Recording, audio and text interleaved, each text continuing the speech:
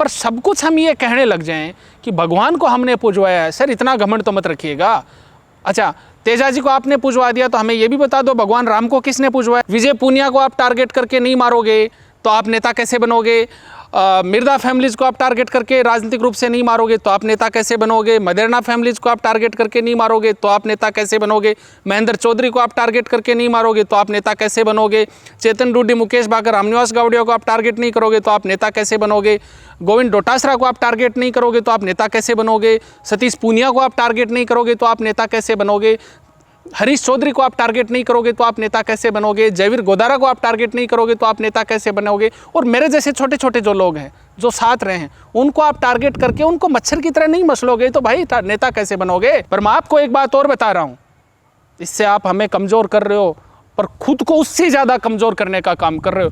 पूरे प्रदेश और देश का जाट आपको देख रहा है। और जो लोग ये कह रहे हैं ना कि मेरे जैसे लोगों को आपने गली से उठा के नेता बना दिया और मैं इनकी वजह से नेता हूँ, आप किन की वजह से नेता हो? जाटों में एकता के लिए ज़रूरी है कि सब जाटों को निस्तेनाबूद कर दो ताकि हम एकता का मैसेज मजबूती से दें।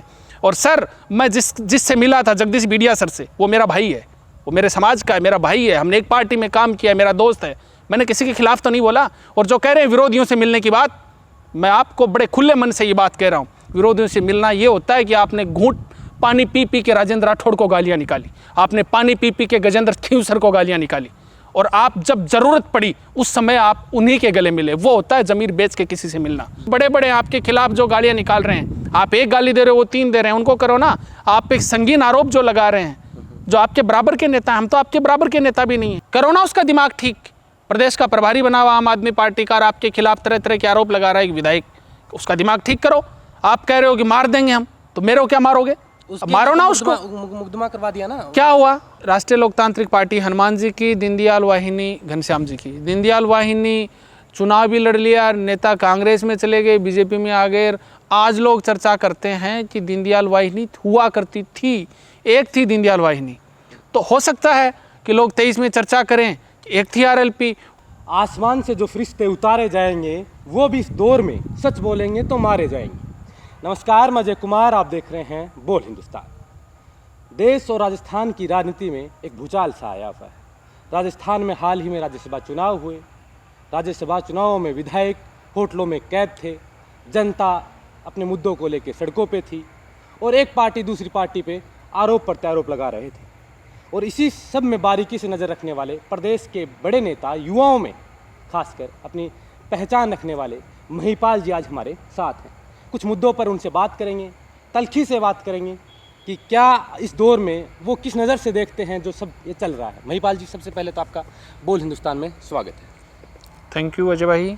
सबसे पहले बात करें तो हाल ही की बात करें, आज ही की बात करें तो केंद्र सरकार ने एक योजना लाई है और आप एक संगठन आपने बनाया है जनतांत्रिक युवा मोर्चा, जिसके प्रदेश संयोजक आप हैं, जिसमें आपने कहा था जब प्रेस कॉन्फ्रेंस की थी कि मैं युवाओं की बात उठाने के लिए, उनके मुद्दों की आवाज़ उठाने के लिए इस मोर्चे का गठन कर रहा हूँ, बना रहे हैं हम राजस्थान में। और आज वही युवा, सैकड़ों हजारों युवा जो अपने भविष्य को लेकर चिंतित थे, केंद्र सरकार ने एक अग्निपथ योजना लाई है और इस योजना में 4 साल के लिए आर्मी में जाते हैं। इस योजना को आप किस तरीके से देखते हैं? सबसे पहले तो प्रदेश और देश के नौजवानों के लिए जो आर्मी के माध्यम से देश सेवा करने का सपना जिन्होंने संजो रखा है जी, और कोरोना की वजह से जो भर्तियां रुकी हुई थी, प्रदेश और देश का नौजवान तो चाहता था कि वो भर्तियां जो कोरोना की वजह से 2 साल में रुकी हुई थी, वो 2 साल उनकी एज एक्सटेंशन करके वो बड़ी तादाद में भर्तियां निकलेंगी।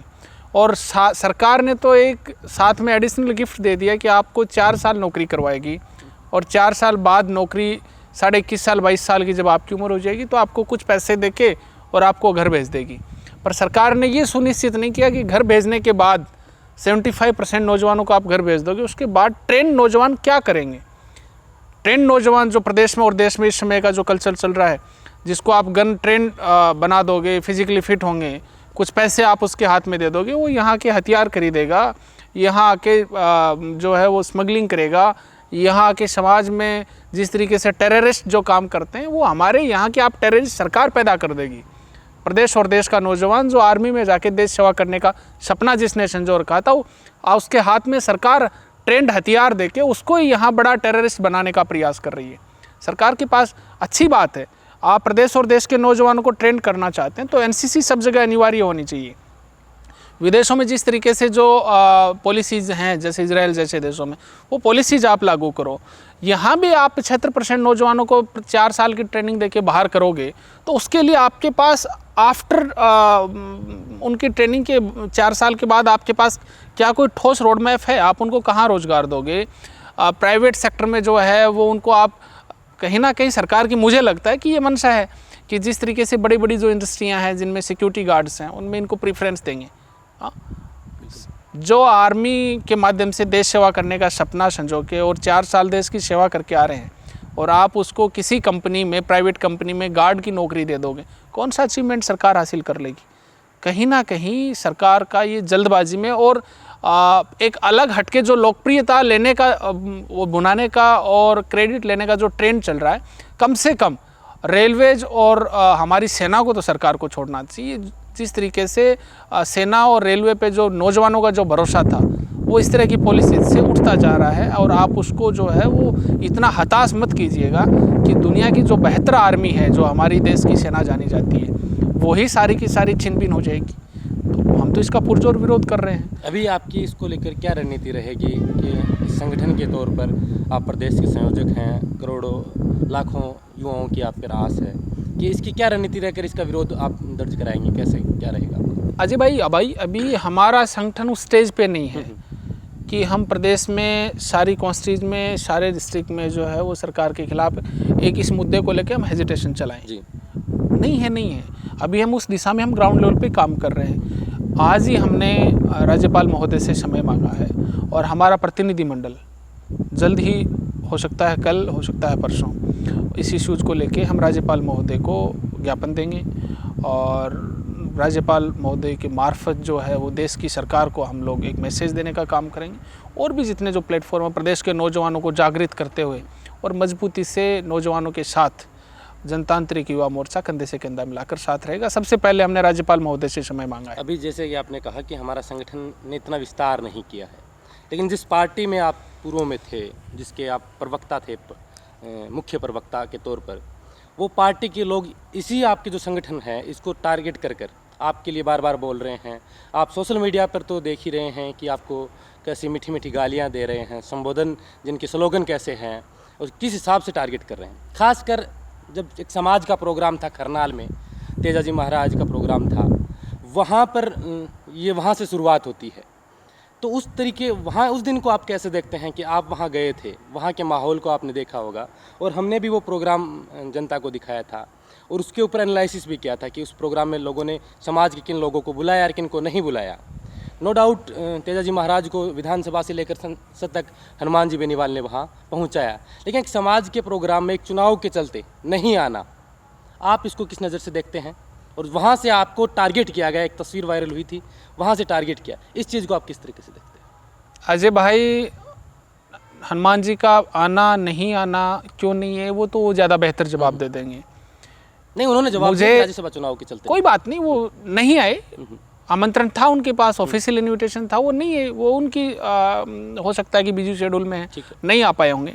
मुझे सूचना प्राप्त हुई, हम तो बहुत छोटे लोग हैं, हम तो उम्मीद भी नहीं करते कि हमारे पास करनाल की कमेटी करा के निमंत्रण देने के लिए आए। हमें सूचना प्राप्त हुई, कमेटी के लोगों ने कहा कि इस तरह का कार्यक्रम आपको आना चाहिए। और वो दिन मेरे लिए तो बड़ा गर्व का दिन था और बड़ा गौरवमयी पल था कि तेजाजी के मंदिर नवनिर्माण की, और वो भी इतना बड़ा प्रोजेक्ट जो 400 करोड़ का प्रोजेक्ट और जितना भव्य जो मंदिर निर्माण के लिए जो रोड मैप तैयार किया हुआ है उसकी आधारशिला रखी जा रही है और मैं उस पल का साक्षी बना हूँ। तो मेरी आस्था है, मैं वहाँ गया। अब वहाँ जाने से बाद और उसके बाद जो मैंने सोशल मीडिया पे जो तस्वीर डाली, उसके बाद जिस तरीके से ट्रोल किया गया, अब वो तो मैं खुद ही इससे अचंभित हूँ कि आपके अपने लोग आपके खिलाफ़ कैसे इस तरीके की चीज़ें कर सकते हैं, जिनके साथ हम बहुत लंबे समय तक रहे। दुख इस बात का नहीं है कि विरोधी हम पे इस तरह के हमले कर रहे हैं या विरोधी जो है वो इस तरीके से हमें निशाना कर रहे हैं। दुख इस बात का है कि हमारे अपने लोग निशाना बता रहे हैं कि तीर आप यहाँ मारिएगा, और हम बार बार ये कह रहे हैं कि हम जिनके लिए मर मिटने का हम में हौसला था, वही लोग हमें मारने पे तुले हुए हैं।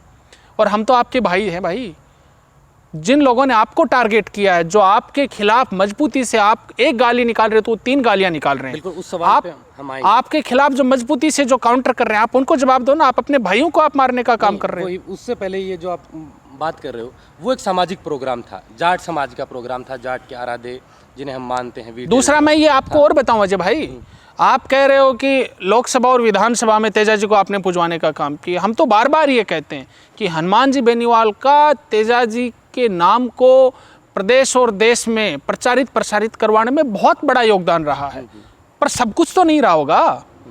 सोशल मीडिया का दौर है, सोशल मीडिया की वजह से तेजा जी महाराज की जो है गुणगान सब लोगों ने किए। किसी ने तेजा जी के नाम पे किताब लिख के किया है, किसी ने तेजा गायन करवा के किया है, किसी ने लोक गायन करवा के किया है, किसी ने तेजा जी के नाम पे जो है वो छोटी छोटी फिल्में बनाई हैं, किसी ने लोकसभा और विधानसभा में उनके जयकारों के साथ शपथ लेने का काम किया है। बहुत सारे जो लोग ऐसे हैं जो गाँव में जो है वो तेजा जी को लोग नहीं जानते थे, वाया किताब और वाया सोशल मीडिया वो तेजा जी के नाम को जो है वो प्रसारित करने में लगे हुए हैं। गाँव गाँव मंदिर बन रहे, इसमें सबसे बड़ा योगदान सोशल मीडिया का है जी। और सबने योगदान दिया है। हनुमान जी ने तेजा जी का नाम लेके शपथ ली है, लोकसभा में ली है और विधानसभा में ली है। तो हम इस बात को कह रहे हैं ना, पर सब कुछ हम ये कहने लग जाएं कि भगवान को हमने पुजवाया है। सर इतना घमंड तो मत रखिएगा। अच्छा, तेजा जी को आपने पुजवा दिया तो हमें ये भी बता दो भगवान राम को किसने पुजवाया? कौन सा ऐसा व्यक्ति है जिसने भगवान राम को पुजवा दिया? बाबा रामदेव को किसने पुजवाया है? माँ करनी माता को किसने पुजवाया है? सालासर हनुमान जी को किसने पुजवाया है? खाटू श्याम जी को किसने पुजवाया? क्या बात कर रहे हो यार? भगवान का तप है और आराध्य देव की वजह से आप आगे बढ़ रहे हो, उसका आप पे आशीर्वाद है। आप इतने घमंड में तो चूर मत होइएगा ना कि हमने आपको पुजवाया। तेजा जी महाराज के तप की वजह से आप हो, ठीक है। हम इतने इंसान इतना बड़ा नहीं हो सकता है कि तेजा जी को हमने पुजवाया, भाई नहीं। तो फिर आप ये बता दो कि करनी माता को और भगवान राम को और बजरंगबली को, खाटू श्याम जी को, इन सबको किसने पुजवाया? इस घमंड में नहीं रहना चाहिए। इसी सामाजिक प्रोग्राम से हमने उस दौरान भी एक लाइव में कहा था कि जब समाज का प्रोग्राम होता है और समाज में किसी का तिनका भर हिस्सा होता है और किसी का ज़्यादा हिस्सा होता है समाज को आगे लेके जाने में। कुछ समय पहले एक क्षत्रिय समाज का समिति स्थापना वहाँ हुई थी, जयपुर में सभा हुई थी। सारे समाज के लोग, सारे मतभेद भुलाकर वहाँ आए थे, समय निकाल कर उस हिसाब से आए थे। लेकिन एक प्रोग्राम को तेजा जी महाराज की, जो आप समाज के लिए जिसे देवता मानते हो, उसका प्रोग्राम था और आप सोशल मीडिया पे ये चला रहे हैं, चाहे वो किसी भी पार्टी से हो, आपका मतभेद हो सकता है। वहाँ जो अग्रणी आए, जो हरियाणा से आए, तो समाज क्या राज्यों के दायरों में बढ़ जाता है कि भाई राजस्थान का समाज ही तेजा जी महाराज की स्थापना करेगा? ठीक है, अजय सिंह चौटाला वहाँ आए, उन्होंने कुछ अच्छा देने की सोच रख के आए हैं। वहाँ सारे समाज के लोग इकट्ठे हुए हैं, आपके समाज के लोग भी वहाँ इकट्ठे हुए हैं। आपको समय देकर वहाँ आना चाहिए था। मान सम्मान आपके हाथों में, जनता के हाथों में समाज, और उसी दौरान आपको उसी समाज के प्रोग्राम में और उसी समाज के लोगों के द्वारा टारगेट किया गया है।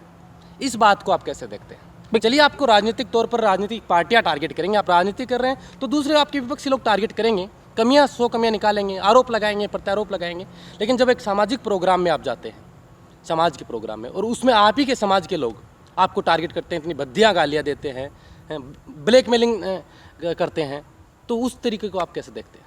जरूरी है अजय भाई, जरूरी है। मुझे टारगेट नहीं करेंगे, अपने समाज के आदमियों को टारगेट नहीं करोगे तो आप किसको करोगे? जरूरी है हम जैसे लोगों को, हमारे समाज के लोगों द्वारा टारगेट करना जरूरी है।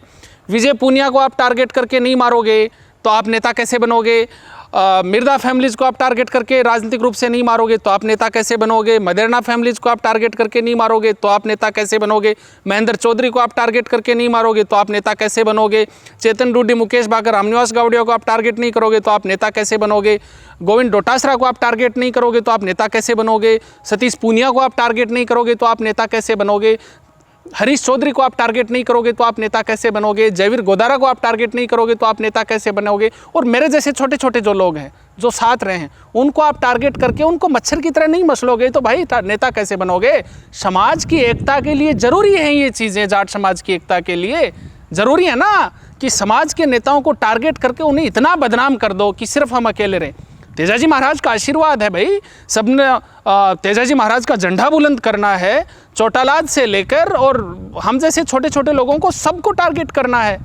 ये जरूरी है सामाजिक एकता के लिए। कैसे समाज में एकता आएगी? ऐसे हम जैसे लोगों को और आप जाटों को टारगेट करोगे तो ही तो एकता आएगी समाज में।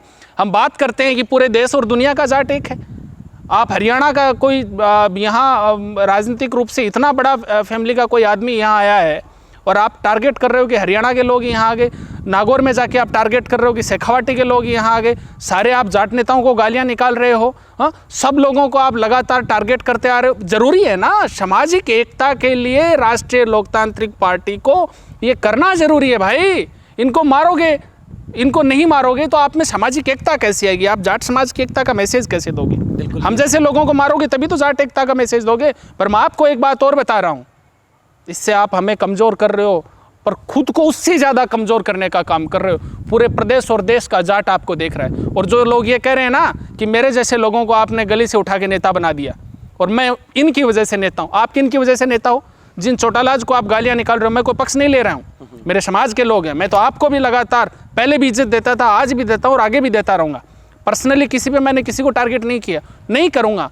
लोग मुझे गालियाँ निकालें, हार्मिंग थ्रेट्स दें, मेरे बारे में इसको अनफॉलो करने का अभियान चलाएं, तरह तरह से बदनाम करो, और मेरे ही लोग कर रहे हैं ना। मैं तो नहीं बोल रहा, क्या मुझे पता नहीं है कौन लोग करने वाले हैं और करवाने वाले हैं? मुझे भी पीड़ा होती है कि मेरे ही लोग मेरे खिलाफ निशाने लगवा रहे हैं। कोई बात नहीं, ठीक है, वो उनकी सोच, उनको मुबारक। महिपाल मेला यदि किसी की वजह से नेता बना है तो आप भी तो किसी की, आप बाई बर्थ नेता थे क्या? बिल्कुल। आपने भी पहला चुनाव लड़ा, इन्हीं चोटालाज की टिकट पे आपने चुनाव लड़ा था। आप इन्हीं चोटालाज की पार्टी के युवा मोर्चे के प्रदेश के अध्यक्ष थे। तब तो ये बुरे नहीं थे, कहीं यही तो तब तो ये बुरे नहीं थे। यही तो मैं आपके साथ था, तब तो मैं बुरा नहीं था। बिल्कुल। मैं आपसे थोड़ा सा मैं खपा भी नहीं था। मैं तो मैंने एक शब्द भी पार्टी और पार्टी के नेताओं के खिलाफ नहीं बोला, ना पार्टी की रीति नीति के खिलाफ बोला, ना पार्टी में साथ करने वाले हमारे जितने भी जो चाहे कार्यकर्ता हैं, चाहे हमारे पार्टी में हम उम्र साथी हैं, किसी के खिलाफ नहीं बोला। मैंने तो कहा कि मेरे दोस्ताना रिश्ते थे, हैं और रहेंगे। और ना मैं किसी राजनीतिक दल में गया हूँ।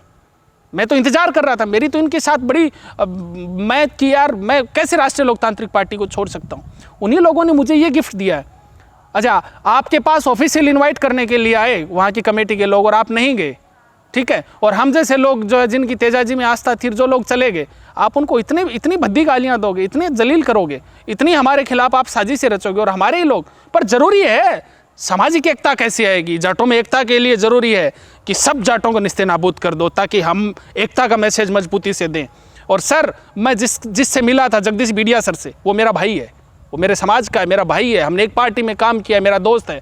मैंने किसी के खिलाफ तो नहीं बोला। और जो कह रहे हैं विरोधियों से मिलने की बात, मैं आपको बड़े खुले मन से ये बात कह रहा हूँ, विरोधियों से मिलना ये होता है कि आपने घूंट पानी पी पी के राजेंद्र राठौड़ को गालियाँ निकाली, आपने पानी पी पी के गजेंद्र खींवसर को गालियाँ निकाली, और आप जब ज़रूरत पड़ी उस समय आप उन्हीं के गले मिले। वो होता है ज़मीर बेच के किसी से मिलना। यही बात जब आपके चुनाव में हुई थी कि आपने, लोगों ने अब सोशल मीडिया पे कहना शुरू कर दिया है कि महिपाल महिला चुनावी स्टंट के लिए 2024 में चुनाव, 23 में चुनाव है, विधायकी लड़ने के लिए, कहीं पार्टी में सेट होने के लिए ऐसी चीज़ें कर रहा है, विरोधियों से मिल रहा है। किससे मिला? कि जो भी आरएलपी को, मैं कह रहा हूँ विरोधियों से मिलना ही मैंने, अच्छा मिल लिया, बड़े नेताओं से और भी सर मिलते हैं। क्यों ना मिलूं, क्यों ना मिलूं? मैं तो ये कहता हूं कि मैं किसी के खिलाफ ही नहीं हूं। मेरे व्यक्तिगत संबंध सबसे हो सकते हैं, आरएलपी में काम करने वाले नेताओं से हो सकते हैं, भारतीय जनता पार्टी में काम करने वाले नेताओं से हो सकते हैं, मार्क्सवादी कम्युनिस्ट पार्टी में काम करने वाले नेताओं से हो सकते हैं, और पार्टियों में काम करने वाले नेताओं से हो सकते हैं। आपके नहीं है क्या? आप जब केक कटवाते हो, जिन लोगों को गालियाँ निकाल रहे हो, शाम के आपके भी तो यहाँ केक काटने के लिए लोग आते हैं। व्यक्तिगत संबंध है, आपके भी हैं, हमें कोई आपत्ति नहीं है। तो हमें हक नहीं है क्या कि हमारे व्यक्तिगत रिश्ते किसी से रहें? पर हम उन लोगों में से नहीं है कि जिनको हम लोग खुले मन से गालियाँ निकालते हैं और शाम उनके साथ गलबैया करें। बिल्कुल, ठीक है। कि आपने देखा कि एमपी के चुनाव थे, तब हनुमान जी ने मोदी जी का नाम लेकर, उनकी नीतियों का नाम लेकर बीजेपी के साथ गठबंधन कर लिया था सेंटर के अंदर। फिर उपचुनाव हुए, भाई उनके नारायण जी बेनीवाल ने चुनाव लड़ा, तो राज्य सरकार से, मतलब राज्य की बीजेपी के साथ गठबंधन हो गया था। लेकिन जब दौर आया पंचायत राज के चुनाव के दौरान, जब आप जैसे लोगों को नेता बनाने का समय आया था, तो आरएलपी ने गठबंधन करने से इनकार कर दिया था।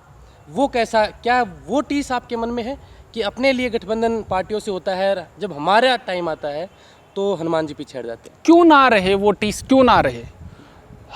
शुरू से मैं तो ये कह रहा हूँ कि हम में भी एक स्वार्थ है, राजनीतिक स्वार्थ है कि हम जिस नेता की अंगुली पकड़ के चले वो नेता हमें भी तो कभी बढ़ाए आगे, है हमारा स्वार्थ। और सबका है, आपका भी तो है। छोटे से छोटा बच्चा यदि आपसे जुड़ता है उसका भी स्वार्थ रहता है कि मैं जिस नेता के साथ, मैं जिसको मेरा नेता मानता हूँ वो नेता मेरे साथ मुसीबत में खड़ा रहे। तो जब आरएलपी और भारतीय जनता पार्टी का गठबंधन था 2020 में था, जब मैंने चुनाव लड़ा, 2 बार आरएलपी का भारतीय जनता पार्टी से अलायंस हुआ है। एक बार एमपी इलेक्शन में जो आदरणीय नेताजी ने खुद के लिए किया, एक बार बाई इलेक्शन में जो आदरणीय नारायण जी ने खुद के लिए किया। तो हम भी तो ये चाहते हैं कि जब अलायंस था तो हमारे जैसे जो नौजवान, उनके लिए भी यदि आरएलपी और भारतीय जनता पार्टी के गठबंधन में यदि चुनाव लड़ा जाता तो बहुत सारे नौजवानों का भविष्य जो राजनीतिक रूप से सुनहरा होता। और ये पार्टी प्लेटफॉर्म पे हमने बात कही, पब्लिकली नहीं कही सर। और आफ्टर इलेक्शन हमने पार्टी प्लेटफॉर्म पे ये बात कही कि सर यदि आप चाहते कि हमारे भाई आगे बढ़ें, हमारी पार्टी मजबूत बने, हमारी पार्टी घर से बाहर निकलें, तो हमारे से जुड़े हुए जो सेकंड लीडरशिप के जो लोग हैं, आज पता नहीं कितने प्रधान बनते, बहुत सारे जिला परिषद मेंबर बनते, बहुत सारे पंचायत समिति मेंबर बनते, पार्टी खड़ी होती। आज सीकर जिले में जो लोग ये कह रहे हैं ना कि महिपाल मेला को पंच बना के दिखा लेना और महिपाल मेला को हमारी वजह से वोट आए थे, सर ये पंच और प्राइम मिनिस्टर का तो किसी के हाथ में नहीं है। जो लोग सरपंच आ रहे हैं वो आज विधायक हैं। आदरणीय नारायण जी 2015 में सरपंच आ रहे थे, आज विधायक हैं, ठीक है। और किसी की किस्म, और जो बड़े बड़े नेता थे वो आज सरपंची का चुनाव हार गए हैं। किसी की राजनीतिक रूप से कोई आदमी को इतना घमंड नहीं रखना चाहिए कि मैं सदा इस पोजीशन पे रहूंगा। आपसे पहले बहुत सारे बड़े बड़े नेता इस पोजीशन पे थे, सदा आप नहीं रहोगे। अपने लोगों को मत मारिएगा, आप अपने लोगों के खिलाफ आप इस तरीके से टारगेट इनको मत कीजिएगा। आप, हम मानते हैं आपको, हमारा नेता मानते, क्या बुरा है मैं मेरे नेता को ये कहूँ, मेरी पार्टी को ये कहूँ कि मेरे जैसे और लोग जिनका राजनीतिक भविष्य भी सुनहरा हो जाता।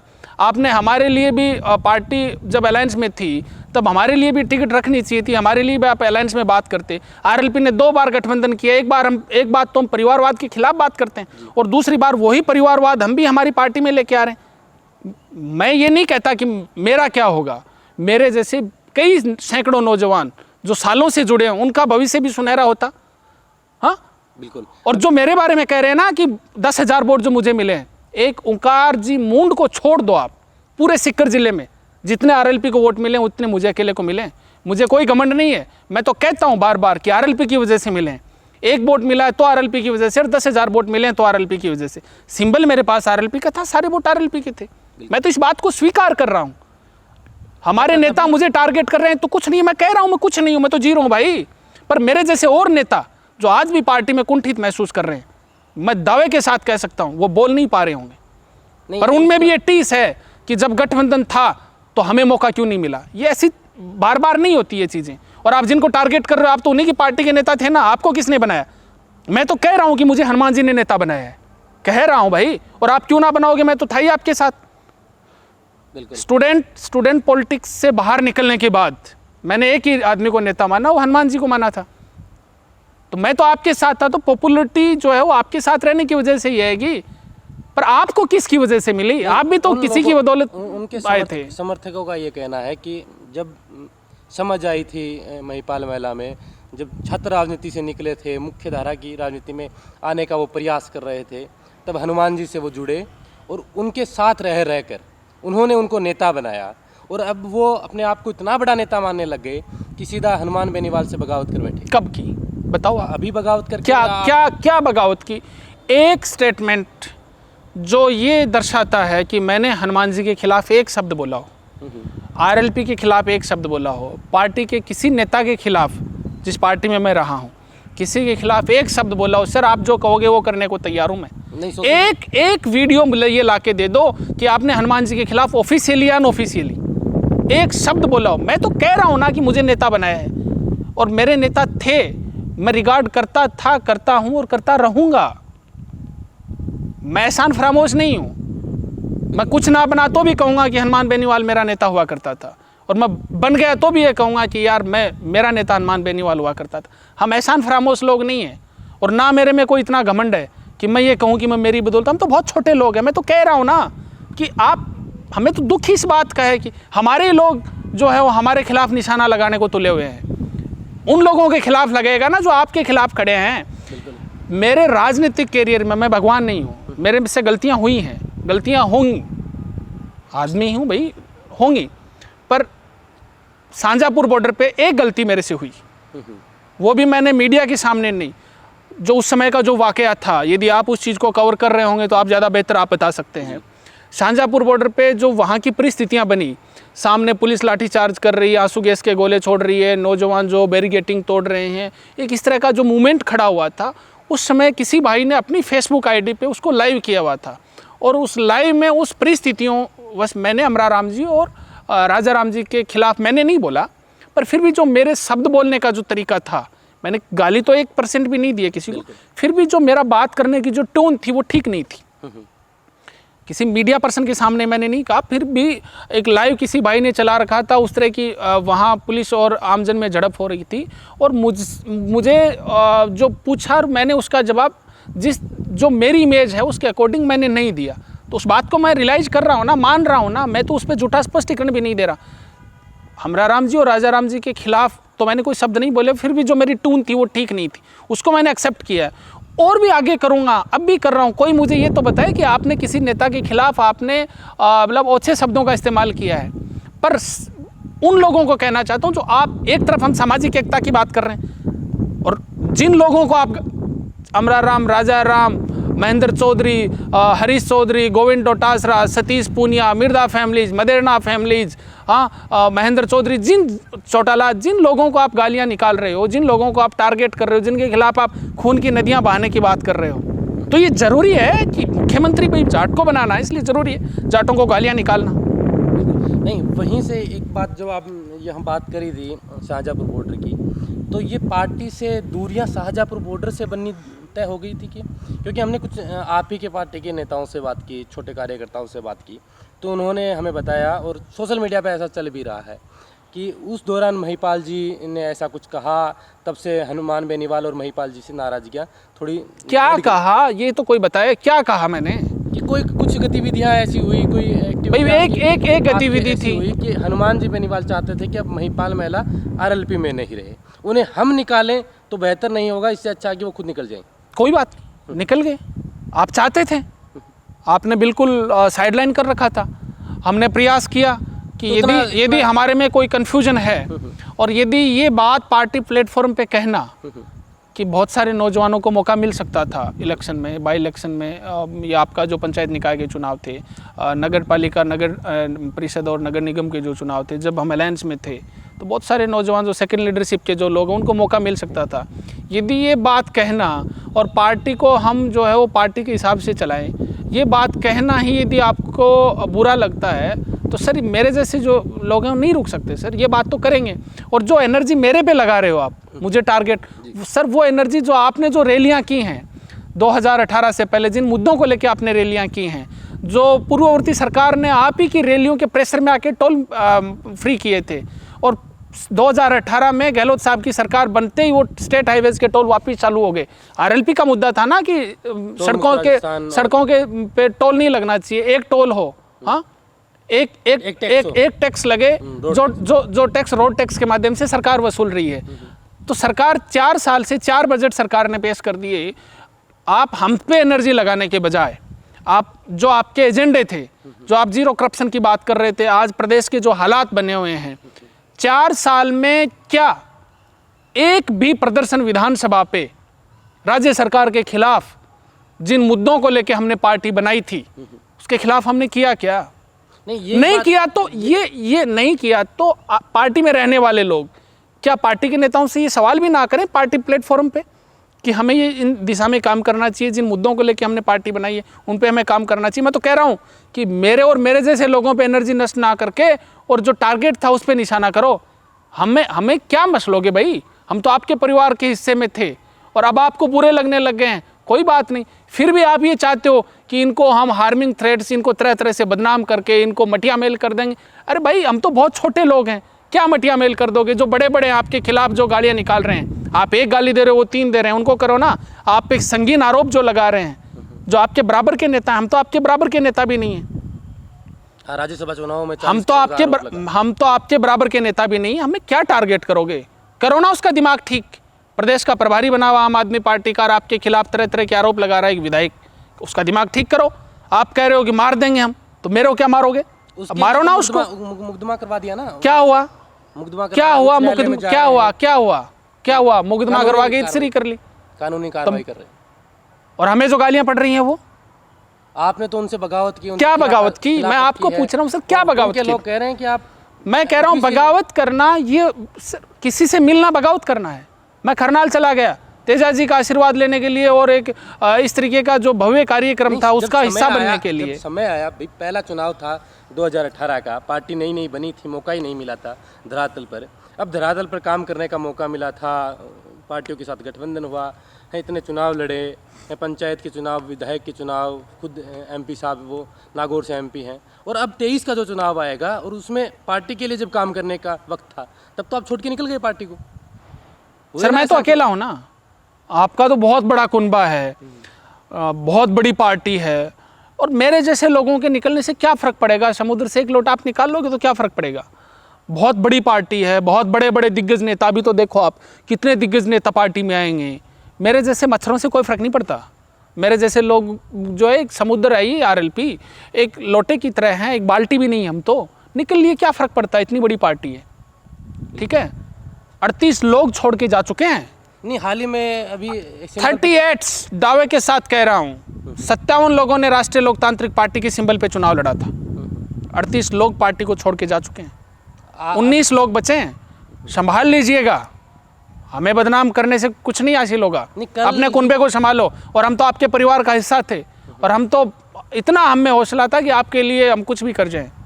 आप हमें ही मारने पे तुले हुए हो, आप हमें ही बदनाम करने पे तुले हो। एक गतिविधि आप ये बता दो कि हमने हनुमान जी को टारगेट करके की हो।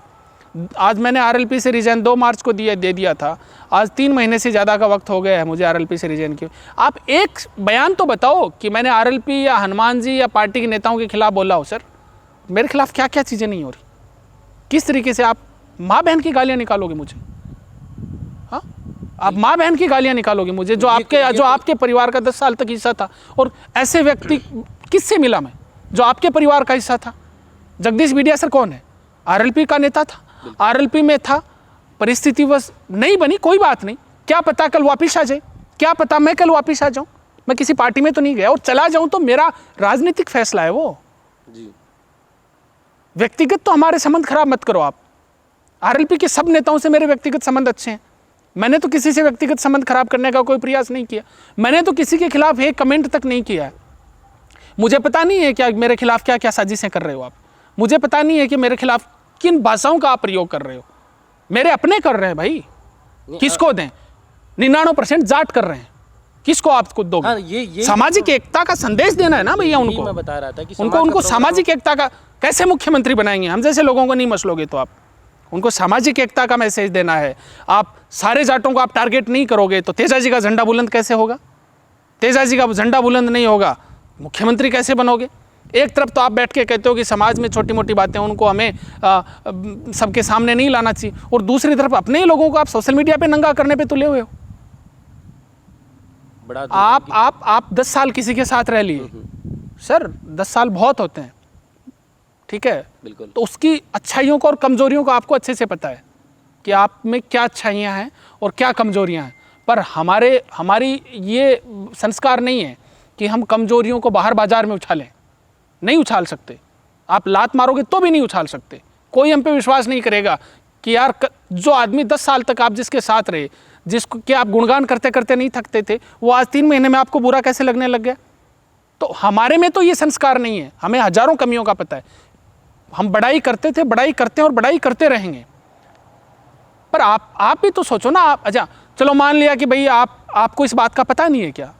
हर चीज़ का आप बारीकी से एनालिसिस करते हो, तो आपको इतना भी तो पता होना चाहिए कि आपके एक भाई जो आपके साथ था, आप अपने लोगों को नहीं कह सकते कि आप इसको क्या टारगेट बना रहे हो। सही है। मैं तो आपके परिवार का, अब यार मेरी माँ बहन की गालियाँ मुझे निकल रही हैं और आप चुपचाप साइलेंट बैठ के और उस पर थंब दबा के और उसको गुड का धन्यवाद दे रहे हो, मुझे फील नहीं होगा। मैं क्या करूँ? मैं पर मेरे संस्कार नहीं है, मैं गाली का जवाब गाली से नहीं दे सकता। 4 दिन हो गए थे इस दौरान। ये गालियों का दौर तो शुरुआत शायद जब से आपने पार्टी छोड़ी तब से ही हो गया था, लेकिन 4 दिन, पिछले 4-5 दिन से जब से समाज का एक प्रोग्राम तेजाजी महाराज का जो खरनाल में प्रोग्राम था, उसके बाद से थोड़ा ज़्यादा हो गया। आपने 4 दिन तक कोई प्रतिक्रिया नहीं दी, अभी आपका जो गुस्सा फूटा है, क्या कारण रहा?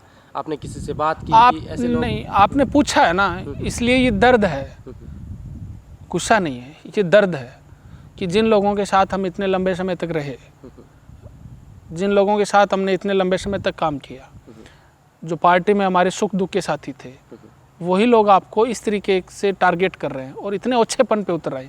ये एक दर्द है, ये गुस्सा नहीं है ना। और वो दर्द आपके सामने आप पूछ रहे हो इसलिए बयां कर रहा हूँ। बिल्कुल। अब आगे जब आपने 3 महीने का वक्त बताया कि 3 महीने बाद आपने जनतांत्रिक युवा मोर्चा बनाया था, प्रदेश के लाखों युवाओं के भविष्य को सुधारने के लिए आप उस दिशा में काम करें, ऐसी आपकी सोच थी। जब आपने प्रेस कॉन्फ्रेंस की थी तब बताया था। वो मोर्चा बनने के बाद मोर्चे की प्रेस कॉन्फ्रेंस हुई, उसके बाद कोई एक्टिविटी नहीं दिखी।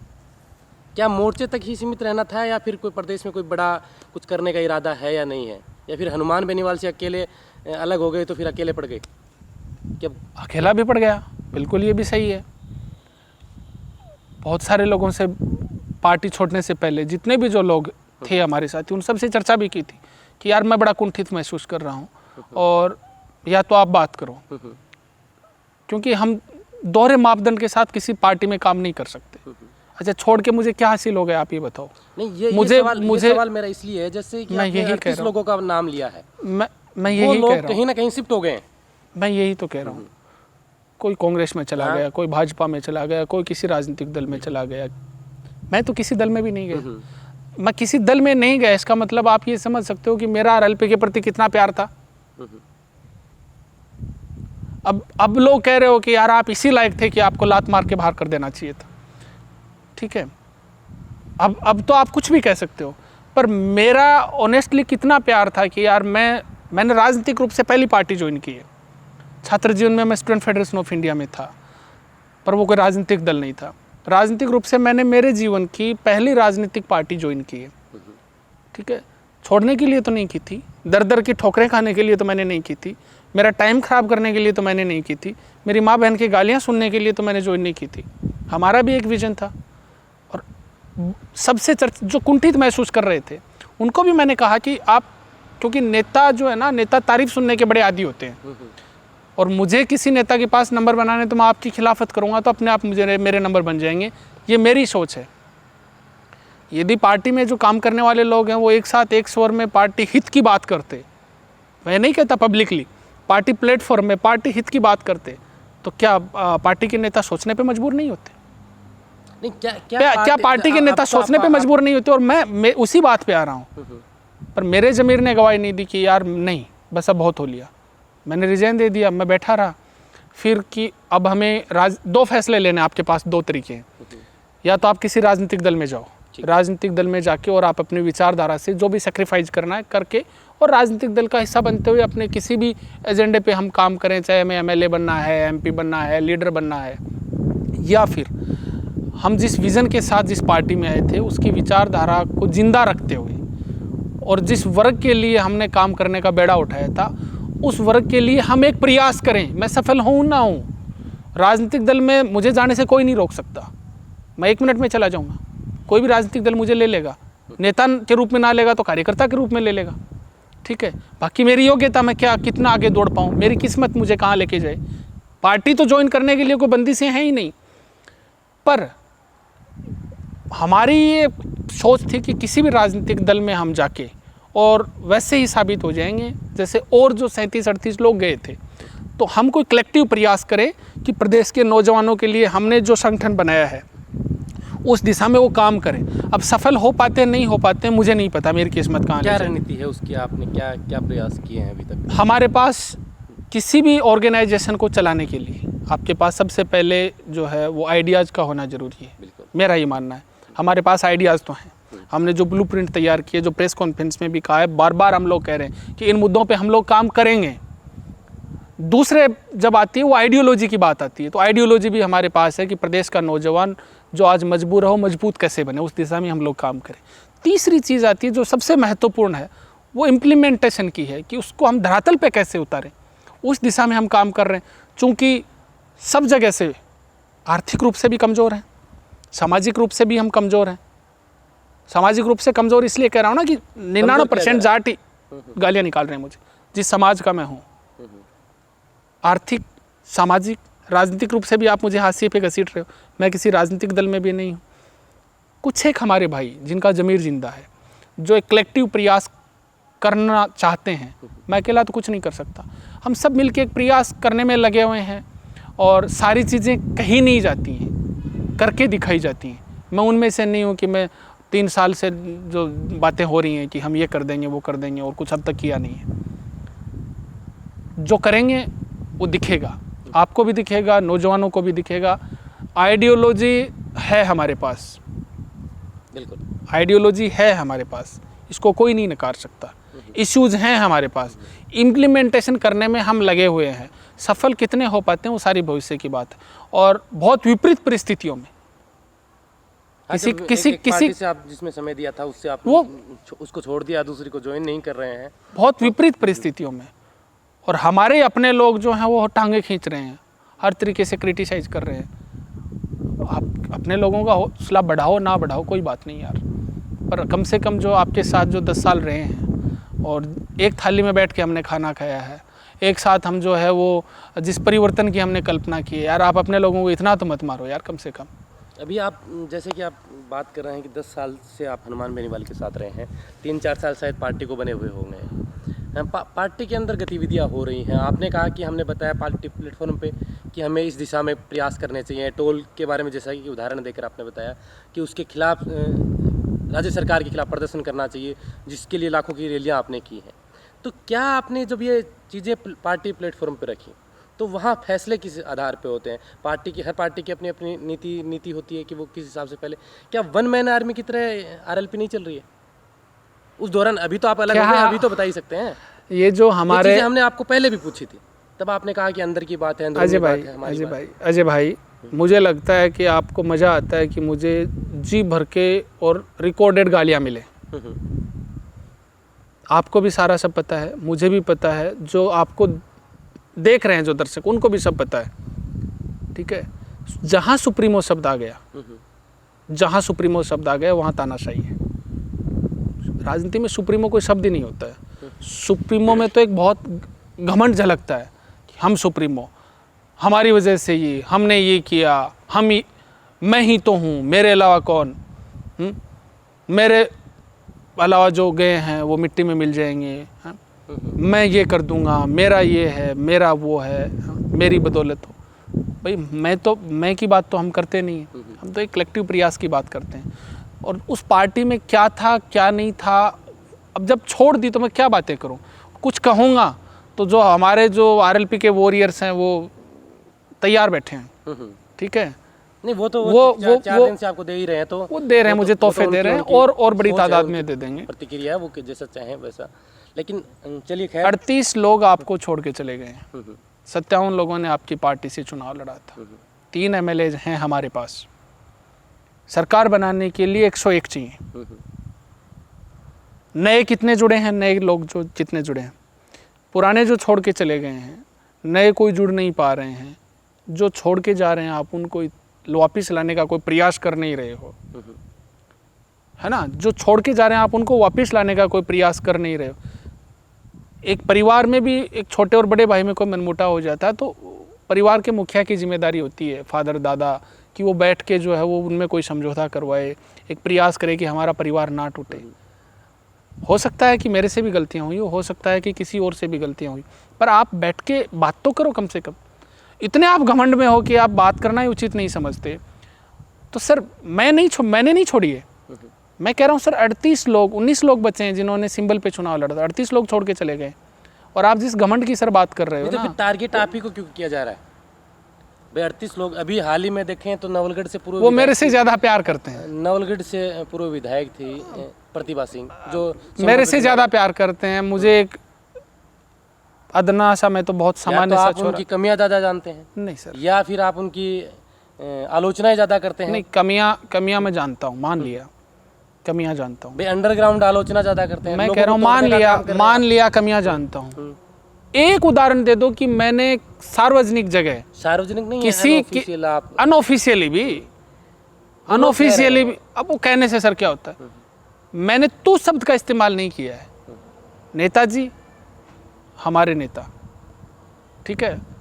अब उनको क्या लगता है यार, मुझे नहीं पता। मैं तो बड़ा रेस्पेक्टफुली पहले बोलता था, आज बोलता हूँ और आगे बोलता रहूँगा। वो मुझे ला गालियाँ दे, मैं ना तो गाली का जवाब गाली से दूंगा, ना मेरे मन में जो उनके प्रति सम्मान है उसको मैं कभी कम होने दूंगा। कभी हम आमने सामने मिले तो उनको वही सम्मान दूंगा जो सम्मान पहले दिया करता था। एक छोटा भाई एक बड़े भाई को जो सम्मान देता है, और आरएलपी के नेता भी यदि मुझे मिले उनको भी वही सम्मान दूंगा जो हम आरएलपी में सम्मान एक दूसरे को दिया करते थे। कोई बुरा थोड़ी कर दिया, क्या हमारे में कोई मनभेद थोड़ी है। राजनीतिक रूप से हम अलग हुए, कोई बात नहीं। और क्या पता कभी कैसी परिस्थितियां हो जाएं, किसी मोड़ पे हम वापस एक हो जाएं। तो जब वापस एक होंगे ना, तो आप इन चीज़ों को बड़ा वो रियलाइज़ करोगे कि यार इस आदमी को हमें इतनी गालियाँ नहीं देनी चाहिए थी, इस आदमी की माँ और बहन तक हमें नहीं पहुँचना चाहिए था, इस आदमी की बेटी तक की गालियाँ नहीं देनी चाहिए थी। ये सारी चीज़ें भाई पहले लोग रिकॉर्ड नहीं करते थे, अब तो आपके एक एक सारी चीज़ें लोग रिकॉर्ड कर रहे हैं, ठीक है। और मुझे कितनी गालियाँ दो आप, मेरे अपने मुझे कितनी गालियाँ दी, मैं उनका एक भी जवाब उनके खिलाफ पलट के नहीं दूंगा। कोई बात नहीं, आपकी सोच है, आप निकालो गाली, मेरे संस्कार नहीं है ऐसे। उनको उनकी भाषा में नहीं तो दूसरी भाषा में समझाया तो जा सकता है। किसी के समझाने से कोई समझता है क्या? हम एक तरफ तो ये कहते हैं कि हम पूरे विश्व के जाट एक हैं, पूरे देश के जाटों में हम मैसेज देना चाहते हैं। राजनीतिक रूप से हमारी कौम बड़ी मजबूत कौम है, मार्शल कौम है, अवेयर हैं, हमारे किस्से गढ़े जाते हैं, फ़ौज में हमने ये किया है, बिज़नेस में हम लोग इतने आगे बढ़ रहे हैं, स्पोर्ट्स में हम लोग देश का नाम रोशन कर रहे हैं, राजनीति में हमारा इतना बड़ा दबदबा है। और दूसरी तरफ सर मैं हूँ तो उसी कौम का हिस्सा, और आप इतनी गालियाँ निकाल रहे हो, तो अब मेरे पास तो शब्द ही नहीं सर, क्या जवाब दूँ। मैं तो इतना कहना चाहता हूँ कि मेरे पे एनर्जी नाम नष्ट करो, आपका अपना हूँ, जो आपके खिलाफ सीना तान के खड़े हैं, जो आपको जी भर के गालियाँ निकाल रहे हैं, आपके बारे में पता नहीं कितने उपसर्ग प्रत्यय लगा के ऐसे शब्दों का प्रयोग कर रहे हैं जो सार्वजनिक जगह नहीं करना चाहिए। आप उनको जवाब तो दो भाई, कहने से कुछ नहीं होता, उनको जवाब दो। विनय मिश्रा कह रहा है कि मैं खड़ा हूँ आपके सामने, आप दो जवाब, और मेरे हाथ लगा के दिखा दो, आपको दिन में तारे दिखा दूंगा, कह रहा है ना वो। और आपको पता नहीं अमलची डोडाची क्या क्या कह रहा है, मैं नहीं कहता ये सब। उनके कार्यकर्ताओं को लेकर कह रहे हैं ना, आप दो ना उनको जवाब। आप मेरे बारे में कह रहे हो कि देख लेंगे तेरा दिमाग ठीक कर दे, मेरा तो वैसे ही ठीक है यार, क्या ठीक कर दोगे? मुझे ठीक करके आपको कौन सा मेडल मिल जाएगा? जो आपसे ठीक होना चाहता है उसको तो आप ठीक कर नहीं रहे हो। अब आपको क्या लगता है कि आपने चलो जो भी हो, आपने जिनमें आपकी वहाँ आपने कुंठित महसूस किया, जैसा भी माहौल रहा हो, उस दौरान आपने ये आरएलपी पार्टी छोड़ दी। खासकर किसान आंदोलन के बाद से आपकी दूरियां दिखने लग गई थी। आपकी एक्टिविटी के आधार पर लोगों ने ये कयास भी लगाने लग गए थे कि महिपाल महिला जी को कहीं ना कहीं किनारा किया जा रहा है और एक दिन वो पार्टी छोड़ देंगे, और आपने छोड़ भी दी। क्या लगता है कि 10 साल में आपने पार्टी में आप रहे, फिर पार्टी बनी, पार्टी में आपने काम किया, तो छोड़कर आपको फ़ायदा हुआ है या नुकसान हुआ है? कहीं आप ये तो महसूस नहीं हो रहे कि जल्दबाजी में मैंने पार्टी छोड़ दी? मेरे नुकसान हुआ है, या नुकसान इस बात का हुआ है, नुकसान हुआ है, 100% नुकसान हुआ है। सामाजिक रूप से नुकसान हुआ है। मेरे जो अपने हैं, ठीक है, जो मुझे बहुत बारीकी से जानते हैं, वो भी मेरे खिलाफ खड़े हुए हैं, ठीक है। तो मुझे लगता है कि वो मेरे से नहीं, वो हनुमान जी से जुड़े हुए थे, और उनको ये लगता है कि महिपाल ने गलती कर दी है। नुकसान हुआ है कि मेरे समाज के जो नौजवान हैं वो मेरे खिलाफ तीर भाले लेके खड़े हैं, शब्दों के माध्यम से, फिजिकली नहीं कह रहा हूँ, शब्दों के माध्यम से। नुकसान इस बात का हुआ है कि हमने जो जिस विचारधारा के साथ जुड़ के जो विजन के साथ काम करने का सपना संजोया था, वो बीच में अधूरा रह गया है। नुकसान इस बात का हुआ है कि हम जो एक सामाजिक रूप से कलेक्टिव होकर एक यूनाइट रह के एक मैसेज दो देना चाहते थे, वो हम नहीं दे पाए, ठीक है। नुकसान इस बात का हुआ कि राजनीतिक रूप से जो हमने सपने संजोए थे कि आरएलपी रूपी गाड़ी में बैठ के और रफ्तार के साथ हम पटरियों पे दौड़ेंगे, बीच रास्ते में उतारा गया है या उतरे हैं, तो नुकसान तो हुआ है। पर कहीं ना कहीं ज़मीर ने ये गवाही नहीं दी। क्या बनूंगा क्या नहीं बनूंगा वो तो किस्मत और ऊपर वाले के हाथ में है। हो सकता है कि आरएलपी में रह के कुछ ना बन पाता और आज या भविष्य में बहुत कुछ कर जाऊं। हो सकता है कि आरएलपी में रह के बहुत कुछ बन जाता बाहर निकल के कुछ ना बन पाऊँ, इसका तो कोई जवाब नहीं दे सकता। हो सकता है कि आज जो आरएलपी है वो 2023 में सत्ता में काबिज हो जाए। हो सकता है आज जो आरएलपी है वो दिसंबर 2023 के बाद लोग ये चर्चा करें कि एक थी आरएलपी, है ना। जिस तरीके से लोग आज चर्चा कर रहे हैं कि एक थी बाल वाहिनी, ये कौन सी वाहिनी थी, जो भी उनकी वाहिनी, दीनदयाल वाहिनी। दीनदयाल वाहिनी। लोग आज कहते हैं ना कि 2018 में 2 पार्टियां बनी। हाँ, एक घनश्याम जी चले गए, एक घनश्याम जी की पार्टी थी, दीनदयाल युवा वाहिनी, उनके साथ हुए थे वो चले मैं गए। नहीं, मैं 2018 की बात कर रहा हूँ। 2 पार्टियां बनी जिन्होंने प्रदेश की राजनीति में एक मैसेज दिया। एक घनश्याम जी ने बनाई दीनदयाल वाहिनी, दूसरी हनुमान जी ने बनाई लोकतांत्रिक पार्टी, राष्ट्रीय लोकतांत्रिक पार्टी हनुमान जी की, दीनदयाल वाहिनी घनश्याम जी की। दीनदयाल वाहिनी चुनाव भी लड़ लिया, नेता कांग्रेस में चले गए, बीजेपी में आ गए। आज लोग चर्चा करते हैं कि दीनदयाल वाहिनी हुआ करती थी, एक थी दीनदयाल वाहिनी। तो हो सकता है कि लोग 23 में चर्चा करें कि एक थी आरएलपी। हो सकता है कि आज आप 3 सीटों पे हो, आप 103 लेके प्रदेश की सत्ता पे काबिज हो जाओ, वो तो किस्मत की बातें हैं, आपके प्रयास हैं, तेजा जी का आशीर्वाद है, आपके समाज का सहयोग है। और हम तो उम्मीद करते हैं कि जिस पार्टी में थे वो सत्ता में आए। पर साथ में हम ये निवेदन भी करते हैं आपके माध्यम से कि अपनों को ना मारो यार, दुश्मनों से जो है वो पंगा लो, अपनों से मत लो, अपनों को मत मारो मेरे भाई। बिल्कुल, आपने बोल हिंदुस्तान के लिए समय निकाला, हमारी शुभकामनाएं। आपने जो संगठन युवाओं के लिए बनाया, उसमें आप जिस दिशा में आपके आइडियाज़ और धरातल पे आप जैसा प्रयास कर रहे हैं और करने का प्रयास कर रहे हैं, उसके लिए अग्रिम शुभकामनाएं। युवाओं के लिए आपने लड़ने का प्रयास पहले भी किया पार्टी में रहकर, तब भी हमने आपको शुभकामनाएं दी। अभी आप जो संगठन के तौर पर कर रहे हैं उसमें भी आपको शुभकामनाएं। अजय भाई, आपको, आपके चैनल को, आपके चैनल पे जो दर्शक जो देख रहे हैं उन सभी को मेरी ढेर सारी शुभकामनाएं।